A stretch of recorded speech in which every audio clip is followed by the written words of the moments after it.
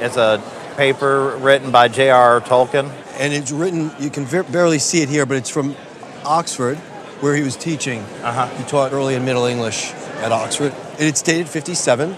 And when I saw that distinctive handwriting, right away, I said, it's Tolkien. It was almost like a medieval-looking hand and a very kind of a calligraphic, but a Gothic-looking hand. So right away, I said, it's a Tolkien letter. Great. Flipped it over. It's a two-page Tolkien letter, which is even better. And he's signed it right down there at the bottom, his beautiful signature. And he's mentioning books like The Hobbit, Lord of the Rings, Farmer Giles of Ham.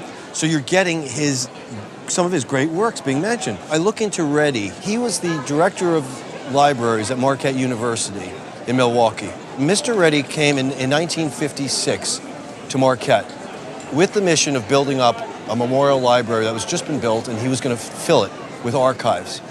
He contacted a book dealer in London called Bertram Rota, mentioned in this letter.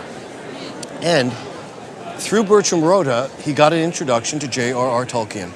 And in here, he says, I saw Mr. Bertram Rota on Saturday. He crosses it out. He puts Friday last and handed over Hobbit material and Farmer Giles, including 2 early manuscripts I had discovered.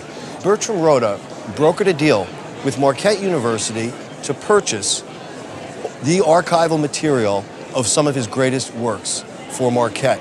Okay. Tolkien, in 1957, was not very popular. His works had not caught on in England. He was just kind of having hard times financially, like anybody else. He's a professor, he's working hard, and he's writing all the time his own works.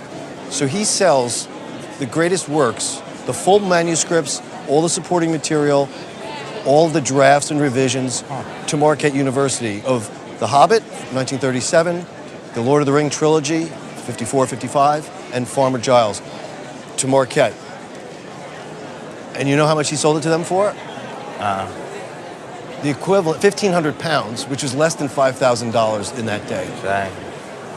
Today, the Hobbit manuscript would be more than $1 million. Lord of the Rings, easily more than $1 million. Huge amount of value now. This letter is critical because of the date, 57. He hadn't yet sent the manuscripts over, so this was right during the period of the negotiation. How did you acquire the letter? I was living in Milwaukee for 7 years. I met Tom, and he worked in the Marquette. He was in the archives, too, with Mr. Redding. He was a member of the Tolkien Society and has visited Christopher Tolkien, and I inherited through his estate. Did you ever have it appraised? I had a librarian tell me it was only worth like $700. And when was that? Back in 95. 95. He continues to grow with all the films, with the interest in Tolkien. It doesn't diminish, it increases.